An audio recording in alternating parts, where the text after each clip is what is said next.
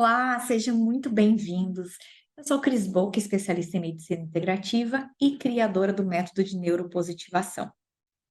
Eu ajudo terapeutas a encontrarem a raiz emocional das enfermidades dos seus pacientes, passando aí a ter resultados já desde o primeiro atendimento. E o assunto de hoje é uma doença bem comum. Nós vamos falar sobre a artrite reumatoide. Qual é o conflito emocional, a raiz emocional da artrite reumatoide? Mas antes disso, eu vou falar um pouquinho sobre o que é a artrite reumatoide para medicina tradicional. Segundo a ciência médica, a artrite reumatoide, ela é uma doença crônica, autoimune, sistêmica, que vai envolver ali principalmente as articulações. E o que mais comum são das mãos, nos dedos. Isso vai causar uma degeneração nas articulações. Então, ela é uma doença inflamatória e essas articulações vão ficar inflamadas e ocorre ali uma destruição progressiva das estruturas articulares, geralmente acompanhada de sintomas e é sistêmico. E também, em alguns casos, não em todos, tem ali alguma doença cardiovascular envolvida, tá? Uma coisa importante é que a artrite reumatoide, ela é simétrica, então ela ocorre dos 2 lados do corpo. Então esse é um dos diferenciais dela, porque ela ocorre simultâneo dos 2 lados. E o tratamento proposto hoje pela ciência médica é fisioterapia, uso de medicação e, em alguns casos, até cirúrgico. Porém, essa medicação, ela vai ajudar somente a controlar o sinal e sintoma, não é uma cura. Então, assim, ela vai tentar diminuir a progressão da doença e tratar os sinais e sintomas. Por quê? Porque a causa é desconhecida. Então, uma vez que não conhece a causa, não tem como tratar. Mas existem alguns fatores de risco. Então, entre eles é a predisposição genética, fatores ambientais e a questão de ser autoimune. O que a gente pode ficar atento para identificar? É a rigidez, principalmente pela manhã, lá nas articulações afetadas. Então, pelo fato, assim, de ficar muito tempo sem movimentar, a pessoa de manhã, ela sente uma certa rigidez ao mexer. Então, o paciente, quando ele comenta: "Ah, de manhã parece, assim, que a minha mão está meio rígida", então já é um sinal de alerta, né, que a pessoa pode estar desenvolvendo aí uma artrite. Então, quanto antes é melhor, né, poder fazer o diagnóstico precoce. E também tem um outro sintoma bem comum que é o cansaço. Às vezes, em algum caso, dá sim uma febrinha leve, e o principal, então, para identificar é essa questão ali, né, de sentir que está mais rígido quando a pessoa fica muito tempo sem mexer. O diagnóstico, então, da artrite reumatoide é feito através de uma radiografia. Então, esses são, os principais questões aí da artrite segundo a medicina tradicional. Uma das características é que ela diminui a expectativa de vida. Então, assim, essa diminuição da expectativa de vida pode ir de 3 até 7 anos. Muitas vezes porque existe ali, então, a associação, em alguns casos, com a doença cardiovascular. Então, para quem tem uma artrite reumatoide, normalmente faz também uma pesquisa dessa doença cardiovascular. E aí pelo menos 10% assim dos pacientes acabam ficando, incapacitados, mesmo fazendo todo o tratamento proposto. Por quê? Porque não é uma cura, é um tratamento de sinais e sintoma. E qual é então o ponto de vista da neuropositivação em relação à artrite reumatoide? Vamos falar aqui da articulação da mão, que é a mais comum. Diferente da ciência médica, que a causa é desconhecida, nós temos uma causa. E que causa é essa? É uma causa emocional que vai dar origem a um programa biológico. E tem esses sinais e sintomas com as mesmas características da artrite reumatoide. Então, por isso que a gente chama de programa, biológico da artrite reumatoide. Então, qual que é a diferença? É que a gente não vai tratar o rótulo, a gente não vai tratar a doença. A gente vai tratar a raiz emocional. Por quê? Porque se eu estiver tratando a artrite reumatoide, esse é um rótulo que já existe lá um tratamento e que o prognóstico não é nada bom, que é a ciência médica já determinou lá, tem todo um protocolo e um tratamento de sinais e sintomas. Aqui não, aqui nós vamos estar tratando o programa biológico da artrite reumatoide, ou seja, a raiz emocional. E é dessa forma que nós utilizamos a neuropositivação. Então, essa é a grande diferença entre tratar artrite reumatoide e tratar um programa biológico que causa artrite reumatoide. Mas eu quero deixar bem claro aqui que uma coisa não vai excluir a outra. Eu sempre repito, nós não estamos substituindo o tratamento médico. Ao contrário, nós estamos agregando. Por quê? Porque uma vez encontrada a raiz emocional, resolvida essa raiz emocional, qualquer tratamento que você faça vai ter um resultado efetivo. Por quê? Porque uma vez que você trata o programa biológico e a pessoa sai daquele ciclo de repetição da doença, ela precisa, com certeza, tratar os sinais e sintomas, continuar fazendo a fisioterapia, porque vai gerar ali uma inflamação, tem toda a questão biológica para resolver. Então, uma coisa não substitui a outra, tá bom? Então, a origem da artrite reumatoide é um programa biológico que tem origem onde? Em um evento agudo, inesperado, dolorido, sentido em solidão, que vai afetar a articulação dos dedos, tá? No caso daqui da mão. Então, encontrar a característica desse evento agudo, inesperado, é necessário para a gente saber qual foi o evento. Porém, a gente já sabe de antemão qual é o tecido afetado. Então, no caso da artrite reumatoide, ela vai ser o conflito que vai pegar a mesoderme. Na artrite, então, vai ocorrer ali uma alteração na membrana sinovial, porque ela vai ficar mais espessa, também vai acontecer uma destruição da cartilagem, vai ocorrer um processo inflamatório e também vai haver necrose da cápsula articular. Todas essas características fazem parte do tecido da mesoderme, tá? Então, a característica que é relacionada à mesoderme é a autodesvalorização ou hipotência. Em quê? Em fazer um movimento forçado ou em não conseguir fazer um movimento desejado. E isso que vai causar essa dor emocional, tá? Então, é uma dor emocional forte o suficiente para que o cérebro dê uma resposta para essa dor. Por quê? Porque uma vez que o cérebro identifica que existe essa dor, ele precisa tomar uma atitude.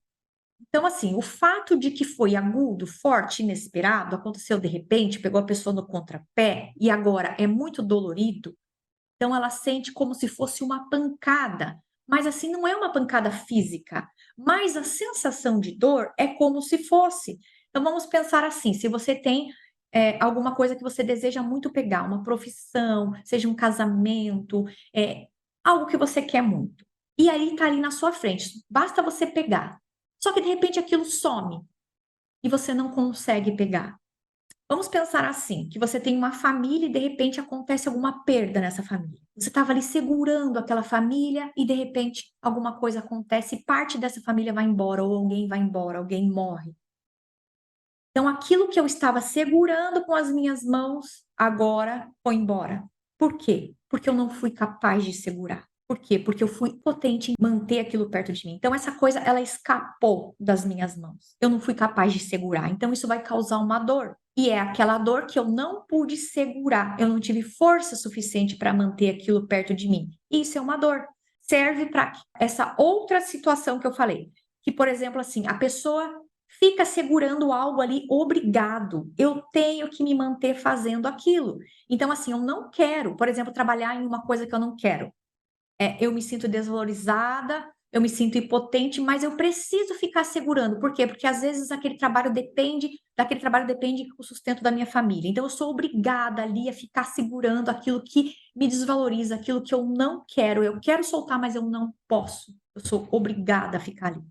Então são essas duas conotações, tá? De ser obrigada a fazer um movimento ou de querer muito fazer algo e não ser capaz. Então o ser humano, ele é adaptável. Então, às vezes, ele não gosta de fazer determinada coisa, mas com o tempo ele faz. Mas sempre tem um evento agudo, inesperado e dolorido que causou aquela dor, tá? Então, sempre precisa encontrar esse conflito. Tudo isso vai gerar essa dor que vai ser passada para o cérebro como uma dor de pancada, uma dor de queimada, uma dor de corte.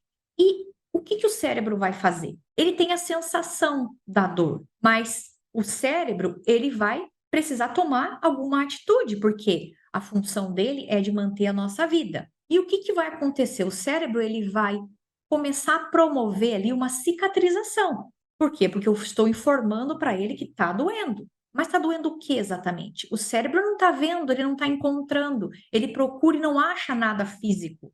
Mas ele precisa tomar uma atitude, porque continua doendo. E o que está doendo ali? É o sentimento de desvalorização da pessoa. Então, tudo isso são coisas que o nosso cérebro precisa processar. Ele precisa processar esse sentimento, essa sensação. E isso é real, isso existe e causa muita dor. Parece estranho, mas com isso na mente, as articulações da mão, na verdade, elas estão obedecendo um comando cerebral que vai, por exemplo, produzindo substâncias necrosantes, substâncias inflamatórias, o suficiente para quê? Para deformar, para provocar um processo inflamatório, calcificar um pouco, vai deformando. E tudo isso por quê? Por conta de um comando, de uma dor emocional. E, claro, vai depender ali da intensidade. Então, veja só, se existe uma dor emocional, por exemplo, assim, uma criança que vai para a escola pela primeira vez, ela não está com nenhuma dor física, mas ela tem uma dor emocional. Por quê? Porque ela não quer ficar longe da mãe. Isso é uma dor emocional. Ela não chora porque ela está apanhando. Ela nem está sendo agredida nem nada, mas ela tem uma dor emocional da separação da mãe. Por isso que ela chora. E um adulto chora por quê? Não é só uma dor física. Se você já perdeu alguém que você ama muito, você sabe o tamanho da dor, a sensação que a gente sente de dor mesmo, real. Então, isso é uma dor emocional, não é uma dor física. Quando você é humilhado por alguém, você chora. Por quê? Porque você sente uma dor emocional. Quando você não consegue proteger alguém, seja sua mãe, ou seu filho, ou seu pai, seu marido, seu cachorrinho, você também sofre de uma dor emocional. Então, existe uma dor emocional. E é essa mesma dor emocional que a pessoa sente diante de um conflito. E essa dor emocional ou essa dor física, para o cérebro não tem diferença. Ele precisa tomar uma atitude de qualquer forma. E qual é a atitude que o cérebro pode tomar? É de mandar um comando para aquele órgão para fazer determinada ação. E nesse caso da autodesvalorização, o que que acontece? As pessoas, o ser humano, não gosta de sentir autodesvalorização. Então, quando a gente fala para o paciente que ele tem uma autodesvalorização, a grande maioria das pessoas jura de pé junto que não tem desvalorização. Ou seja, eles não aceitam, eles insistem sempre naquele discurso de não, eu sou capaz, eu sou competente, eu não tenho autodesvalorização.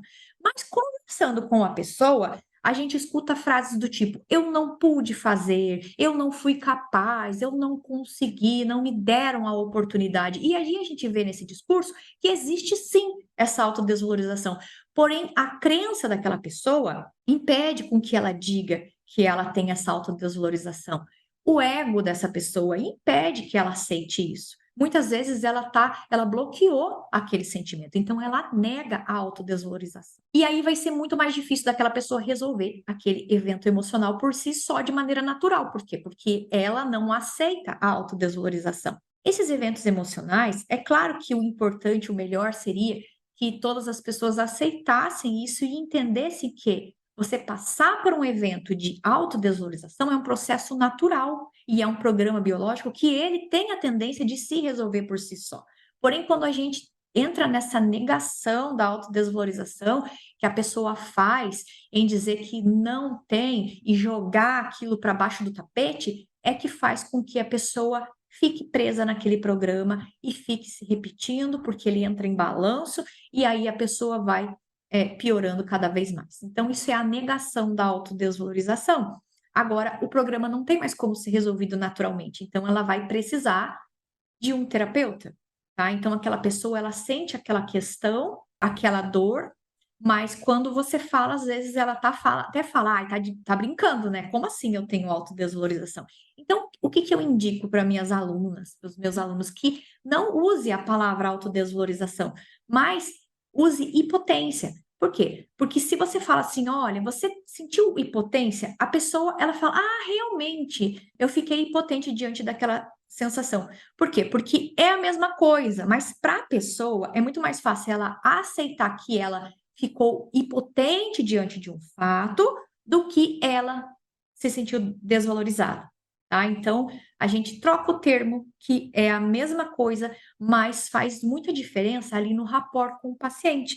Porque senão o paciente já cria uma barreira, porque você já disse algo que ele não gostou, então ele já vai ficar à defensiva, e aí depois para você transpor essa barreira precisa de muito esforço e não tem necessidade disso. Agora a gente precisa então levar essa informação para o paciente. Então aí nós vamos começar ali a tocar no assunto e nessa questão da autodesvalorização tem algo que acontece também. O paciente costuma começar a fugir do assunto.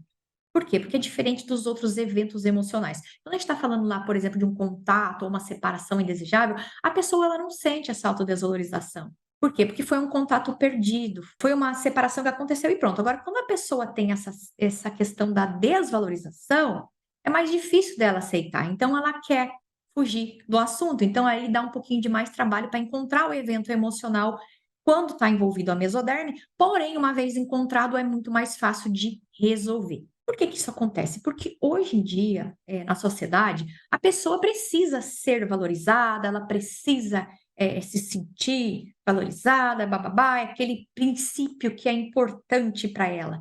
E aí ela é mais difícil, o nível de cobrança é muito alto, por isso que a gente precisa abordar de uma forma muito carinhosa, uma forma muito sutil, para que a gente não provoque ali mais dor naquela pessoa. Então, quando o programa biológico começa e ele se encerra da mesma forma, é porque a pessoa conseguiu resolver aquela questão e não vai ter nenhum evento físico no corpo. Mas, porém, quando ela chuta para baixo do tapete, e não quer olhar para aquela autodesvalorização, vai começar ali o programa biológico. Então, assim, ela escondeu aquilo embaixo do tapete e ela acha que está resolvido, mas não está resolvido. Tem duas características também da artrite nas mãos que podem ser diferentes. Por exemplo, assim, em um caso existe uma flexão dos dedos da mão, e em outro tem o desvio dos dedos da mão. É uma artrite reumatoide? Sim, mas é diferente a conotação da causa emocional. Por quê? Olha só, uma causa emocional, a pessoa teve que fazer a flexão e na outra ela teve que fazer o desvio dos dedos. Então, olha que interessante. Nós temos que analisar a função do dedo. Então, a mão humana, ela é diferente. Por quê? Porque nós temos o polegar. E esse polegar, ele faz uma grande diferença em nós humanos. Nós realizamos muitos movimentos por conta dele. E ali na articulação das nossas mãos, ela é bem sofisticada, completa e tem muitos movimentos que a gente faz ao mesmo tempo e com muita precisão. E essa é a função das nossas mãos. Então a gente tem uma rede nervosa ali bem específica. E entre os dedos, o polegar ele se destaca, porque esse é o dedo que possibilita assim a gente pensar as coisas, né? Então a gente fazer esse movimento assim de pinça para pegar alguma coisa. E os dedinhos, né, o dedo mindinho e esse dedo anelar, eles são pequenos, parecem fraquinhos, mas são eles que fazem a força da mão. Então, em um, você precisava de força, não teve força suficiente para realizar uma ação, e o outro você precisava pegar aquilo e escapou, entendeu? Então você precisava pegar e escapou. Então você não teve assim uma destreza suficiente para pegar algo com esses dedos.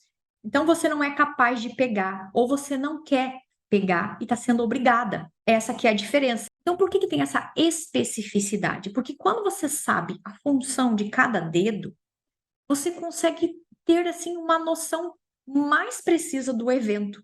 Através, então, da função daqueles dedinhos, você vai estabelecer qual característica que faz relação com o evento emocional, que você já sabe que é de autodesvalorização e de uma questão de não conseguir ou ser obrigado a fazer algo.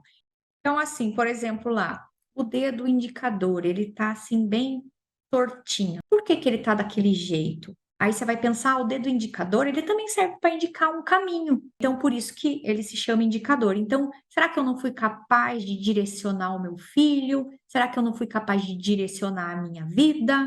O dedinho. Então, de repente, o dedinho ele fica ali escondido embaixo de outro, né, quando ele entorta. Por que que pode acontecer isso? Ah, eu não quero nem ver aquele meu dedinho. Por quê? Porque dói, porque eu não fui capaz de fazer determinada ação. Ah, então foi lá no anelar, né? O anelar tá todo torto. Será que eu não tive a oportunidade? Veja bem, quem faz a força é o dedinho, né? Mas o vizinho ali ajuda. Então, será que eu não pude ajudar em alguma coisa, dar força para alguém? eu não fui capaz de dar essa força ou de ajudar em algum processo. Então, tudo isso faz relação com a função ali de cada dedo. Então, por exemplo, assim, uma pessoa, se essa pessoa toca algum instrumento musical, então ela precisa ali de agilidade, precisão dos dedos. Então, assim, ela pode sofrer um conflito de não fui ágil, não fui capaz de ser preciso o suficiente quando ela foi talvez tentar fazer uma apresentação ou fazer um teste para ser ali o pianista de uma orquestra e aí ela foi mal porque ela não foi capaz de ter agilidade suficiente e aquilo pode gerar um conflito. Então, assim, é uma alta desvalorização da capacidade de movimento dela. Então, assim, pode ser N situações, né? Então, cada pessoa vai ter o seu evento emocional particular. Mesmo que a gente tenha o conflito, que a gente saiba a conotação, cada pessoa tem o seu sentimento e o seu conflito. Cada ser é único e é isso que nós vamos buscar, tá? E como que a gente faz isso? Nós precisamos entender quando que começou aquela rigidez no dedo, quando que começou a sentir aquele cansaço à tarde, quando a pessoa começou a sentir que ela ficava muito tempo ali sem mexer o dedo e já começava a ficar meio rígido. E aí, provavelmente, a pessoa vai dizer que não lembra, né? Então, na maioria dos casos, mas é muito importante a gente saber quando que teve esse início, ou pelo menos chegar ali meio perto daquele ano que começou, que foi feito o diagnóstico. Por quê? Porque quando já está tendo dor, já está tendo inflamação, processo degenerativo, a pessoa vai no médico. Porém, a causa é anterior. Esse processo já começou muito antes. Onde que começou muito antes? Aqui, né? Uma vez que ela sofreu o evento, começou a ter ali a alteração no tecido. Mas quando que ela foi sentir isso? Ela foi sentir isso quando o conflito foi para a segunda fase, que nós chamamos de fase PCL, porque na primeira fase, que é a fase ativa, ela não vai sentir nada. Uma vez que ela não sinta nada, ela não vai atrás de um médico para fazer um diagnóstico, certo? Porque se está tudo bem, por que que ela vai lá no médico? Então, a gente precisa encontrar essa data aí. E aí a gente pergunta: você lembra se teve algum evento agudo, inesperado, sentido sozinho? E aí a pessoa vai começar ali a lembrar de várias coisas. Então, a gente vai buscando, assim, nós somos terapeutas detetives. Então, a gente vai desenvolvendo aquele raciocínio e fazendo aquela linha do tempo para poder encontrar esse evento, que foi antes desses primeiros sintomas. Então, mas o que a pessoa vai lembrar é do sintoma, do início dos sintomas, ou nem isso. Então, a gente vai ajudar ela a lembrar. É por isso que a gente não pode ficar anotando muito, a gente tem que ficar olhando, prestando atenção na expressão facial da pessoa, na voz, porque tudo isso vai se alterar quando ela encontrar aquele evento. Ah, então a gente tem que estar esperta, a gente tem que conseguir encontrar e localizar entre todos aqueles eventos que ela está trazendo à tona, justamente por isso, a alteração do paciente. Ele muda a voz, ele tem uma alteração da expressão, mesmo que seja sutil, mas se o paciente, se o terapeuta está atento, ele consegue perceber. Se ele está em rapport, ele consegue sentir quando a pessoa encontra aquele evento. E o que que a gente vai fazer uma vez que a gente encontre aquele evento? Ressignificar. O evento? Não, porque o evento é algo que aconteceu, a gente não vai mudar o que aconteceu. O que aconteceu já está feito, mas a gente vai mudar o sentimento da pessoa com relação àquele evento, tá? Então, assim, quando nós passamos pelo conflito, é como se naquele momento a pessoa tivesse tirado ali uma foto instantânea daquela cena e com aquela expressão. Então, a pessoa fica paralisada naquele evento. E aí, o que que a pessoa faz? Joga aquilo tudo para baixo do tapete. E o que que acontece? Esquece, deixa para trás, mas não resolve, né? Ela deixa para lá. E o que que o neuropositivador vai fazer? Vai pegar aquela fotinha que está lá de novo e vai fazer com que o paciente olhe para aquela cena e mude a percepção daquele fato. Mas assim, não é mudar o evento, a gente vai mudar, ressignificar o sentimento da autodesvalorização que faz relação com aquele evento, tá?